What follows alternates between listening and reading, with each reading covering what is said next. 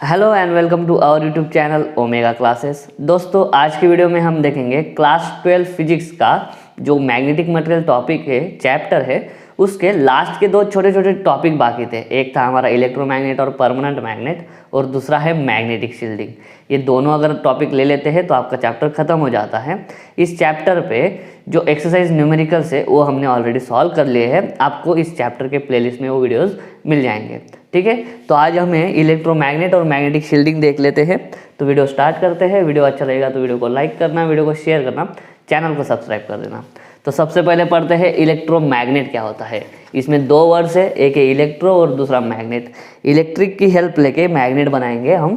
ठीक है, तो सबसे पहले जो इलेक्ट्रोमैग्नेट बनाने के लिए मटेरियल लगेगा वो कौन सा होना चाहिए? वो मटेरियल होना चाहिए फेरोमैग्नेटिक। ठीक है, अभी फेरोमैग्नेटिक में वाइडली यूज्ड कौन सा है? आयरन वाइडली यूज्ड है। ठीक है, उसके बाद में और हम कौन ले सकते हैं? निकल भी ले सकते हैं और कोबाल्ट भी ले सकते हैं। अभी फेरोमैग्नेटिक मटेरियल क्यों लेना? क्योंकि उनकी ससेप्टिबिलिटी अच्छी होती है। उनकी क्या अच्छी होती है? ससेप्टिबिलिटी, मतलब उनके अंदर की जो मैग्नेटिज्म समा लेने की जो कैपेसिटी है वो क्या होती है? अच्छी होती है। और हमको मालूम है, डोमेन थ्योरी हमने पढ़ा है। ठीक है, उसी के बारे में आज भी बात करेंगे थोड़ी सी। तो इलेक्ट्रोमैग्नेटिक कैसे बनता है? ठीक है, इलेक्ट्रो मतलब इलेक्ट्रिक, मैग्नेट बनाएंगे फिर हम इलेक्ट्रिक की हेल्प से। ठीक है, तो उसमें क्या करा जाता है? एक फेरोमैग्नेटिक मटेरियल लिया जाता है। मान लो ये फेरोमैग्नेटिक मटेरियल का रॉड है। इसको क्या करा जाता है? इसको एक सॉलिनॉइड के अंदर रखा जाता है, सॉलिनॉइड के एक्सिस के अलावा। और इस सॉलिनॉइड के थ्रू जो है वो हाई वैल्यू करंट पास कर दिया जाता है। और जितना ज़्यादा करंट होगा सॉलिनॉइड के अंदर उतनी स्ट्रांग मैग्नेटिक फील्ड बनाएगा। कौन है? सॉलिनॉइड। ठीक है, हमने पढ़ा है magnetic effect of electric current.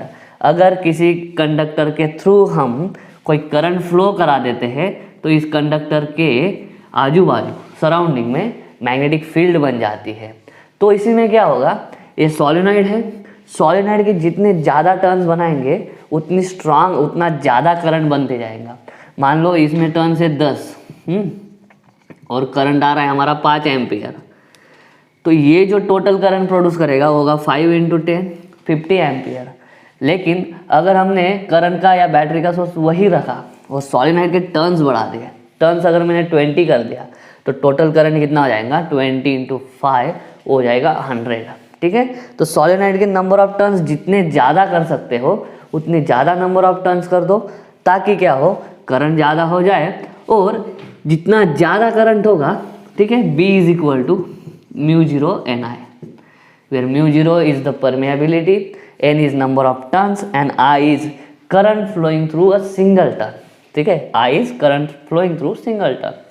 ठीक, तो ये जो है ये है एम्पियर का लॉ, वही इधर फॉलो होगा। एम्पियर लॉ के हिसाब से जितना ज़्यादा नंबर ऑफ टर्न्स हम बढ़ाएंगे उतनी स्ट्रांग मैग्नेटिक फील्ड बनाएगा। कौन? ये सॉलिनॉइड। ठीक है, मान लो ये है B सॉलिनॉइड। हमारा ये जो मटेरियल है फेरोमैग्नेटिक मटेरियल वो किसके अंदर है? वो है अलोंग द एक्सिस। किसके? वो है सॉलिनॉइड के एक्सिस पे। और हमने ये भी पढ़ा है magnetic fields due to electric current में कि जो सबसे ज़्यादा मैग्नेटिक फील्ड बनता है सॉलिनॉइड का वो कहाँ पे बनता है? अलोंग द एक्सिस बनता है। तो हमारा ये फेरोमैग्नेटिक मटेरियल कहाँ पे है? हमारा ये फेरोमैग्नेटिक मटेरियल जो है वो एकदम स्ट्रांग मैग्नेटिक फील्ड के अंदर रखा है। ठीक है, और एक concept magnetization and magnetic intensity पढ़ा है हमने इसी चैप्टर में। उसमें क्या होता है? इस मैग्नेटिक मटेरियल के अंदर जो मैग्नेटिक फील्ड बनेगी वो होती है μ0 × H + μ0 × M, where M is the magnetization of the material। मतलब ये वाला मटेरियल जो है खुद के अंदर कितनी मैग्नेटिज्म समा सकता है इस पे डिपेंड करता है। इसकी वैल्यू जो है या फिर इसका फॉर्मूला जो होता है वो होता है net magnetic dipole moment per unit volume. Per unit volume में जितने ज़्यादा एटॉमिक मैग्नेट्स है और उनके जितना रिजल्टेंट एटॉमिक मैग्नेटिक मूवमेंट होगा उसका पर यूनिट वॉल्यूम करेंगे तो मैग्नेटाइजेशन। और फेरोमैग्नेटिक मटेरियल का मैग्नेटाइजेशन बेस्ट होता है। ठीक है, तो ये फेरोमैग्नेटिक मटेरियल है। बाहर की जो फील्ड है सॉलिनॉइड से जो प्रोड्यूस हुई हुई फील्ड है वो इसकी होगी μ0 H। और इसका खुद का जो असिस्टेंस होगा मैग्नेटिक फील्ड बढ़ाने में खुद के अंदर का, वो कौन प्रोवाइड करेगा? मैग्नेटाइजेशन। ठीक है, ये मैग्नेटाइजेशन और मैग्नेटिक फील्ड मैग्नेटिक इंटेंसिटी हमने ऑलरेडी पढ़ा है इसको। ठीक है, तो इसके अंदर क्या होगा, अभी बढ़ते जाएगा मैग्नेटिज्म बढ़ते जाएगा, ठीक है। और तब तक बढ़ते जाएगा जब तक इस इस मटेरियल के अंदर के सारे मैग्नेटिक मोमेंट्स की डायरेक्शन एक जैसी ना हो जाए, ठीक है। मान लो ये जो सोलेनोइड है बाहर की फील्ड उसकी डायरेक्शन है ऐसी, तो ये जो बाहर की फील्ड है इस अंदर के जो एटॉमिक मैग्नेट्स है, एटॉमिक डायपोल मोमेंट्स जो है उनकी डायरेक्शन क्या कर दे, उनकी डायरेक्शन एक जैसे कर दे। डोमेन थ्योरी में हमने पढ़ा है। अगर ऐसा हो जाता है तो हम क्या करते हैं, ये जो मटेरियल है, जो फेरोमैग्नेटिक मटेरियल है, उसके अंदर बोलेंगे कि पूरा का पूरा मैग्नेटिज्म भर चुका है, इसके आगे और मैग्नेटिज्म हम नहीं भरेंगे। तो इसकी कौन सी स्टेज आ जाती है, हिस्टेरिसिस में पढ़ा है हमने, मैग्नेटाइजेशन, सैचुरेशन आ जाता है। सैचुरेशन आने के बाद हम नहीं कर सकते। और ये कौन सा मटेरियल है, फेरोमैग्नेटिक मटेरियल है। फेरोमैग्नेटिक मटेरियल के बारे में एक बात हमको और एक मालूम है कि अगर हमने एक्सटर्नल मैग्नेटिक फील्ड 0 कर दी, फिर भी क्या होगा, ये जो डोमेन स्ट्रक्चर है इसमें ज़्यादा डिफरेंस नहीं आएगा। बहुत कम ऐसे एटॉमिक मैग्नेटिक डायपोल मोमेंट्स होंगे जिनकी डायरेक्शन थोड़ी सी रैंडम हो जाएगी, लेकिन ये जो डोमेन स्ट्रक्चर है, ये domain structure as it is रहता है। ये डोमेन स्ट्रक्चर क्या होता है, एज इट इज़।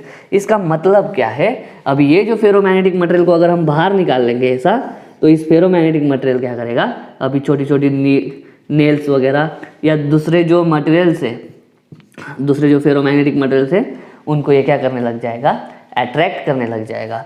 क्यों, क्योंकि अभी इसके अंदर जो पहले रैंडमली मूव हो रहे थे एटॉमिक मैग्नेट्स, उनकी जो डायपोल मोमेंट्स की डायरेक्शन रैंडम थी, अब वो एक जैसी हो गई है।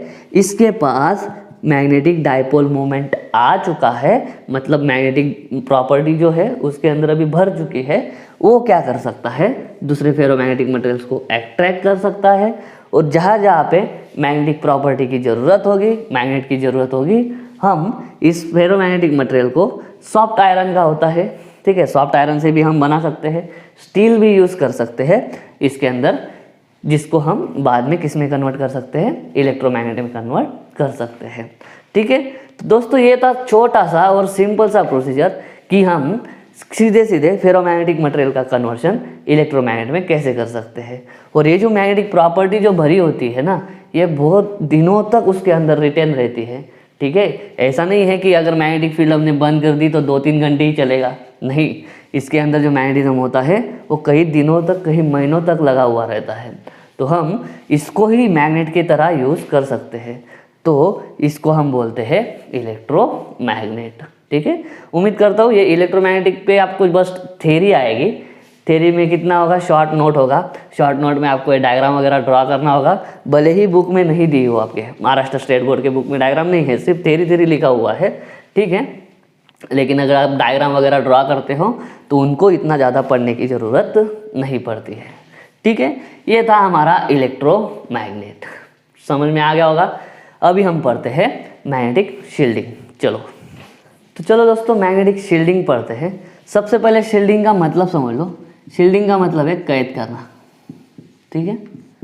अभी इसका यूज़ क्या है दोस्तों, हम जो इतने डिवाइस यूज़ करते हैं, कोई सेमीकंडक्टर डिवाइस होता है, इलेक्ट्रिकल कंपोनेंट होते हैं, बहुत इंपॉर्टेंट होता है। फॉर एग्जांपल हमारा सेल फोन ले लो, मोबाइल फ़ोन, उसके अंदर इतने सारे कंपोनेंट्स भरे होते हैं, वो सारे के सारे कंपोनेंट्स डेलिकेट होते हैं, ठीक है। मतलब उन पे जो मैग्नेटिक फील्ड है या इलेक्ट्रिक फील्ड है उनका तुरंत असर हो जाएगा, और वो जो असर होता है वो डिस्ट्रक्टिव होता है। मतलब क्या, अगर कोई कंपोनेंट है जो मैग्नेटिक फील्ड को बिल्कुल सस्टेन नहीं कर सकता, और उसके पास अगर हम मैग्नेटिक फील्ड लेके गए तो कंपोनेंट क्या हो जाएगा, ख़राब हो जाएगा।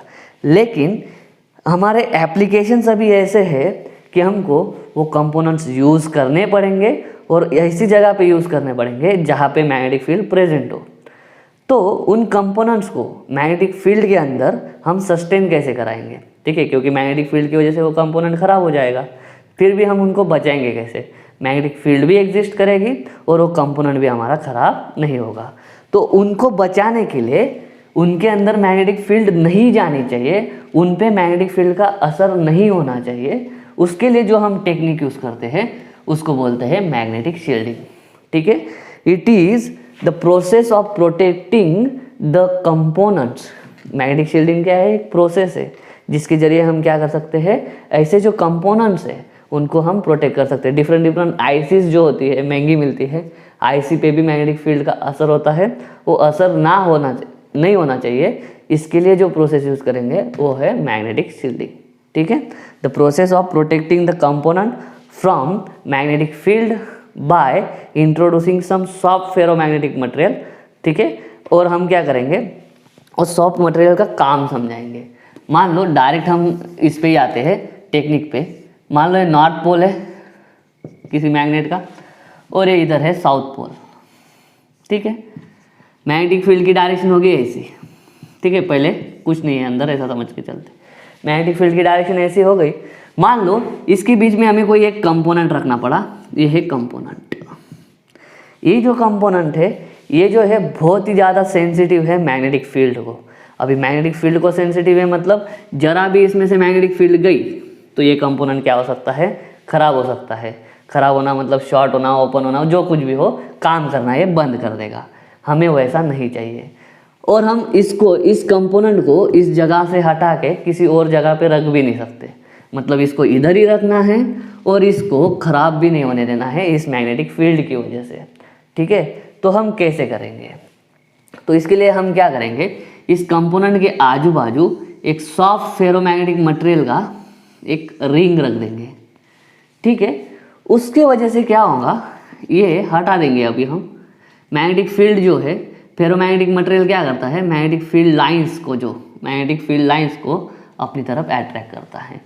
जो मैग्नेटिक फील्ड लाइन इस मटेरियल में से पास हो रहा था, जो मैग्नेटिक फील्ड लाइंस इस मटेरियल में से पास हो रही थी, अभी वो फील्ड लाइंस क्या होंगी, इसमें से पास होंगी। ये तो चलो सीधी निकल गई, ये भी सीधी निकल गई। मान लो जो इसमें से पास होने वाली थी, ये जो पास होने वाली थी इस मटेरियल में से, वो अभी क्या हो जाएंगी, ऐसी चली जाएंगी।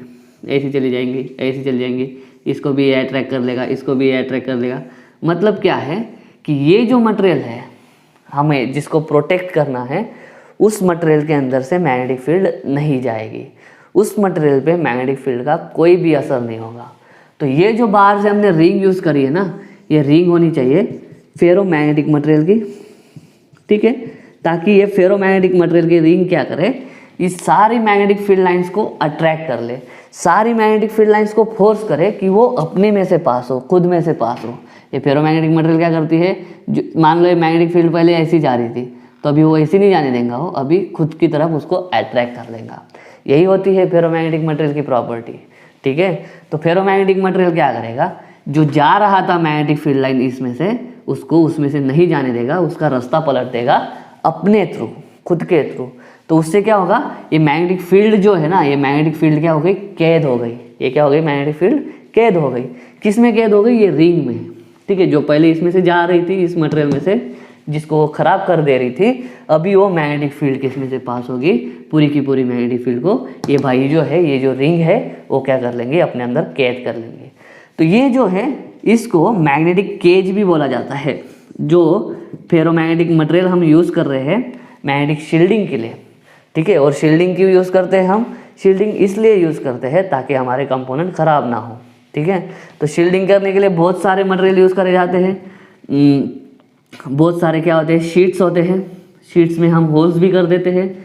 आपको दिख रहा होगा, मोबाइल होता है, मोबाइल के अंदर बहुत सारे कंपोनेंट्स होते हैं और उनके ऊपर जो है हम एक केज जैसा लगा देते हैं, शीट लगा देते हैं, उसमें होल्स वगैरह होते हैं, फेरोमैग्नेटिक मटेरियल के बने होते हैं। ठीक है, बाद में ये रिंग जैसा हो सकता है, अलग अलग तरीके का हो सकता है। मटेरियल को आपको कौन से कंपोनेंट को प्रोटेक्ट करना है, उसके आजू बाजू हम प्रोटेक्टिव शील्ड कैसे बना सकते हैं, उस पर वो शेप डिपेंड होता है।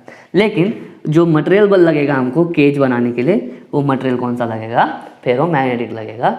क्यों फेरोमैग्नेटिक लगेगा, क्योंकि वो अंदर अपने तरफ खींच लेता है, मैग्नेटिक फील्ड को अपनी तरफ खींच के उसको कैद कर लेता है। ठीक है, ताकि जिसमें से ये जो कंपोनेंट है आपका, वो बिल्कुल भी खराब ना हो। तो दोस्तों बस यही है, मैग्नेटिक शील्डिंग में आपको क्या करना है, अपने वर्ड्स में लिखना है। यही नहीं कि जो बुक में दिया है उस वैसे ही लिखा जाए, नहीं, अपने वर्ड्स में लिखो, डायग्राम लिखो। डायग्राम अगर आपको समझ में आ गया है तो डायग्राम को अपने वर्ड्स में लिखो। ठीक है, तो यही है हमारा मैग्नेटिक शील्डिंग। उम्मीद करता हूँ समझ में आ गया होगा। अगर ऐसा है तो वीडियो को लाइक करो, वीडियो को शेयर करो, चैनल को सब्सक्राइब कर देना। मिलता हूँ नेक्स्ट वीडियो में, तब तक के लिए जय हिंद।